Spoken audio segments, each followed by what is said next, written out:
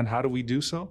Allahumma rabba hadhihi ad-da'wati at-tamma was-salati al-qa'ima آتِ محمد الوسيلة والفضيلة وبعثه مقاما محمودا الذي وعدته إنك لا تخلف الميعاد. O Allah, the Lord of this perfect call and established prayer, grant Muhammad sallallahu alaihi wasallam al-wasila, grant him this place of great reward and intercession, and grant him this bounty, and give him this honored station that you have promised him, because verily you do not neglect your promises. And what does the Prophet ﷺ do with his wasila, with his connection? He uses it to grant you wasa'il, to grant you connections to Allah subhanahu wa ta'ala. Think of the reward of sending salawat on the Prophet sallallahu alaihi wasallam.